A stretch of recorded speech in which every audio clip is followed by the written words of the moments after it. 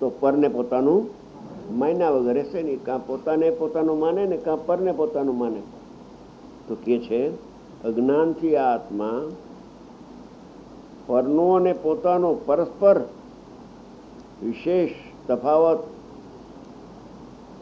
ભેદ ન જાણતો હોય ત્યારે કર્મના ઉદયથી અજ્ઞાન થતું નથી, દર્શનોના ઉદયથી મિથ્યા તો થતું નથી, ચારિત્ર મોહના ઉદયથી ક્રોધ થતો નથી,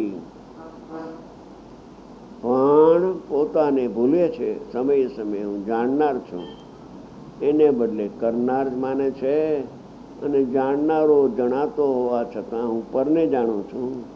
આ બે પ્રકારની ભૂલ અનાદિકાળથી ચાલતી આવે છે.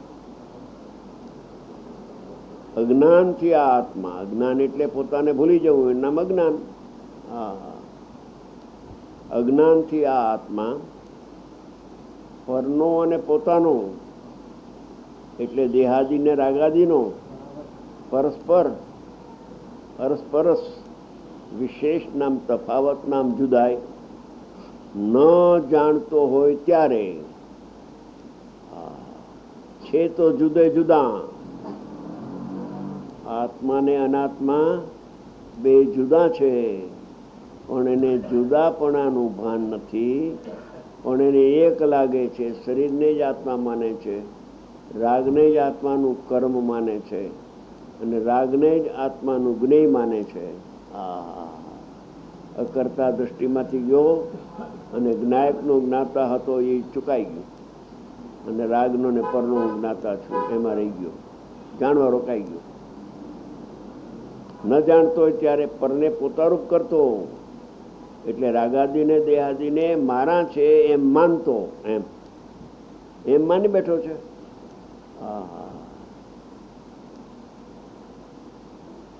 એક ભાઈ, હું મુંબઈ રહેતો હતો વરલીમાં, ત્યારે અમારા પુત્રના માસાજી ત્યાં આવ્યા, ફરવા જતા હતા, ઘેરે આવ્યા, ચડી ગયા, ચા પાણી પીધા. પછી મેં કહ્યું કે આ શરીર તો નાશવાન છે હો ભાઈ, આ શરીરને તો બાળી નાખવાના બધા ભેગા થઈને, એમ કહ્યું અને રોવા માંડ્યા. મને કે શું કહો છો તમે, શું વાત કરો છો, આ શરીરને બાળી નાખશે? મેં તો આપણે ઘણાને બાળી આવ્યા, તો આને પણ આ બાળે, બીજા બાળશે. કેટલી એકતા શરીર પ્રત્યેની! આ હા હા હા. હવે શરીર પ્રત્યેની એકતા હોય ને લક્ષ્મી પ્રત્યે તો તીવ્ર એકતા હોય.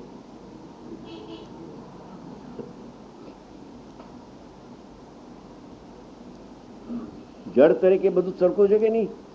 શરીરે જળ અને સોના ચાંદી જળ ઝવેરા બધું જળની જાત છે, ચેતનનો તેમાં છે.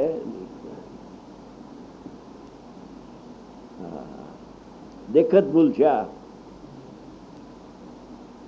ન જાણતો હોય ત્યારે પરને પોતારૂપ કરતો અને પોતાને પર કરતો. હું પરનો અને પર મારા. પોતે અજ્ઞાનમય થયો થકો નવું થાય છે અજ્ઞાન. અજ્ઞાન રૂપે આત્મા નથી, એ તો જ્ઞાનમય છે. પણ આવું જયારે સ્વપરનું ભેદ જ્ઞાન બીડાઈ જાય છે ત્યારે પોતાને પરને પોતાનું માને, ત્યારે અજ્ઞાનમય ભાવમાં અજ્ઞાનમય થયો થકો કર્મોનો કરતા પ્રતિભાસે છે. રાગનો હું કરતા છું એમ પ્રતિભાસે છે. જો મૂળ અન્યાર્થ ગાથાને આમાં એમ છે, કુંતકુંત ભગવાન એમ કહ્યું કર્મોનો કરતા થાય છે. ધ્યાન રાખજો, માર્મિક વાત છે. કુંતકુંદ આચાર્ય ભગવાને એમ કહ્યું કે જ્યારે અજ્ઞાની જીવ છે ત્યારે તે રાગનો કરતા થાય છે. કુંતકુંદ આચાર્ય એમ કહ્યું. અમરચંદ્ર આચાર્ય ટીકા કરતા એમ કહ્યું કે ભલે સ્વપરની એકતા એને છે અને રાગ એની દશામાં થાય છે, અજ્ઞાનમય રાગ, એ વાત સાચી છે, પણ ખરેખર એનો કરતા થતો નથી. એક સમય જો કરતા થાય તો સહજ સ્વામી લાગુ પડી જાય તો અકર્તાનો નાશ થઈ જાય. પણ આત્મા અકર્તા સુરક્ષિત રહે છે. અને તો આ અજ્ઞાન કેવી રીતે કહેવું કે એ રાગને હું કરું છું એમ એને પ્રતિભાસ થાય છે. આ પ્રતિભાસ શબ્દ ચમત્કારિક છે.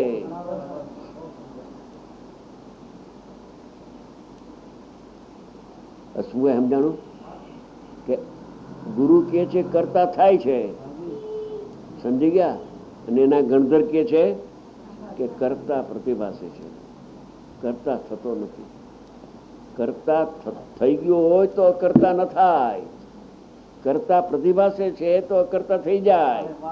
પ્રતિભાસનો સારો લે તો ક્ષણમાં શું કહ્યું મોદી સાહેબ? અજ્ઞાની એમ કે છે કે હું રાગનો કરતા છું, અને જ્યારે જ્ઞાની થશું ત્યારે રાગ ન કરતા થાય. અહીંયા કે છે કે અજ્ઞાન ભાવમાં પણ હું કરતા છું એમ એને પ્રતિભાસે છે.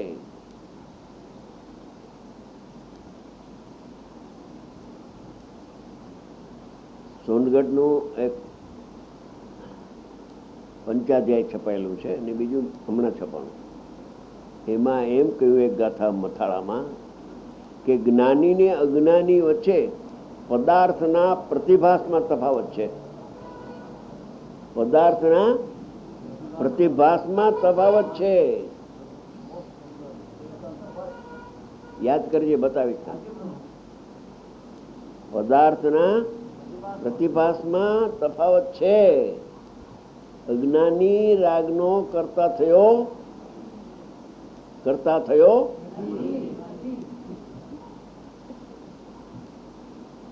ત્યારે તો પછી સંસાર છે નો કે હું કરતા છું એમ એને પ્રતિભાસે છે, એનું અજ્ઞાન છે તો અકર્તા આત્મા. અકર્તા ને કરતા માનવું, પર્યાય નો કરતા પર્યાય છે એમ જાણે ત્યાં સુધી વાંધો નહીં, પણ આત્માને રાગ નો કરતા માનવો એ અકર્તાનું ખૂન કર્યું. એને બે સતનો નાશ કર્યો. એને આત્મા રાગને કરે છે તો અકર્તાને ઉડાડ્યો. એને ત્રિકાળી દ્રવ્યને દ્રષ્ટિનો વિષય રહ્યો નહીં આત્મા. અને પર્યાયનો કરતા પર્યાય છે એમ ન માનતા દ્રવ્યને કરતા માન્યો એટલે પર્યાયના સતને પણ ઉડાડ્યું. એને એના સકાળે રાગ થાય છે, કર્મના ઉદયથી નહીં અને જ્ઞાયકથી પણ નહીં. એના સકાળે એનો સત અહેતુક પર્યાયનો સ્વભાવ છે એ વખતે થાય છે. ક્ષણિક અશુદ્ધ ઉપાદાન છે. રાગ જે પર્યાયમાં થાય છે એનો આધાર એની પર્યાય છે. રાગ થાય છે એનો આધાર ત્રિકાળી દ્રવ્ય નથી અને કર્મ પણ નથી. કરતા પ્રતિભાસે છે. જો કરતા થઈ ગયો હોય, કરતા થાય છે એ વ્યવહારનું વચન છે, અને કરતા થતો નથી ને કરતા પ્રતિભાસે છે નિશ્ચયનું વચન છે. અકર્તા તો સુરક્ષિત રહે છે, કરતા બની શકે જ નહીં. હાથ હલાવું છું એમ માને ભલે, હાથ હલાવી શકે.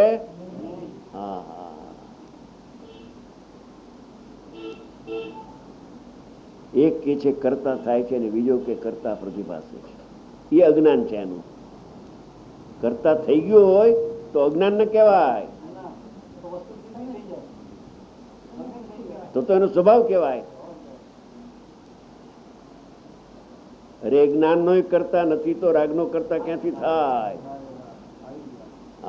જ્ઞાન પણ સ્વયં સત અહેતુક છે, એના સકાળે જ્ઞાન થાય છે. આત્માનું જ્ઞાન હો.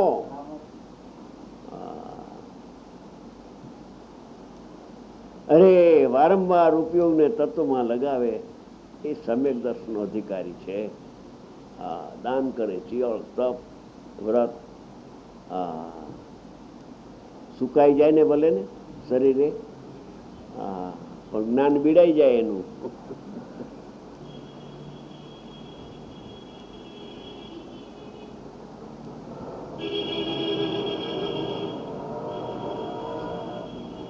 કર્મોનો એટલે રાગનો કરતા પ્રતિભાસે છે. અજ્ઞાનીને એમ થાય છે કે આ રાગ આવ્યો ને એને મેં કર્યો. રાગ આવે એનો કરતા નથી થતો, કરતા પ્રતિભાસે છે. ત્યારે એનો કરતા કોણ છે કે પર્યાયનો કરતા પર્યાય છે? ત્રિકાળી દ્રવ્ય એને કરે. એક સમય પણ અજ્ઞાન દશામાં અબજો વર્ષ ભલે કાઢે, પણ ભગવાન આત્મા કરતા પણ છોડી ને વિકલ્પને કરે, અશક્ય છે. આમાં કેસે અશક્ય છે. ટાઢી ઊની અવસ્થા રૂપે થવું અશક્ય છે. એમ દ્રવ્ય કર્મમાં રાગ દ્વેષ સુખ દુઃખના પરિણામ થાય છે, એ રૂપે થવું અશક્ય છે. એવી ગાથા ઊંચી છે. બપોરનો ટાઈમ એટલે વાંધો નથી. થઈ ગયું 10 ને 10, 2 મિનિટ વાત ભલે. વાંધો નહીં. હા, જો આવ્યું એ જ શરૂ થયું હમણાં. જેમ શીત ઉષ્ણનો અનુભવ કરાવવામાં સમર્થ, અનુભવ કરાવવામાં સમર્થ એટલે કે એ નિમિત્ત છે, એનું અહીંયા જ્ઞાન થાય છે. જ્ઞાન થાય છે એટલે પ્રતિભાસ થાય છે. પ્રતિભાસમાં રાગ નિમિત્ત છે. રાગના પ્રતિભાસમાં રાગ નિમિત્ત છે. રાગ ઉપાદાન નથી.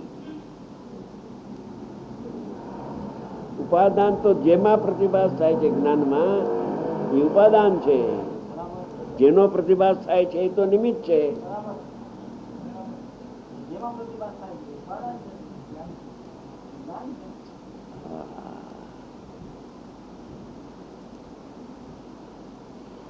ટાઢીઓની અવસ્થા અનુભવ કરાવવામાં એટલે એનું જે જ્ઞાન થાય છે અહીંયા, ટાઢી હોય તો ટાઢી, ગુણ એવું જ્ઞાન થાય ને, પ્રતિભાસ થાય.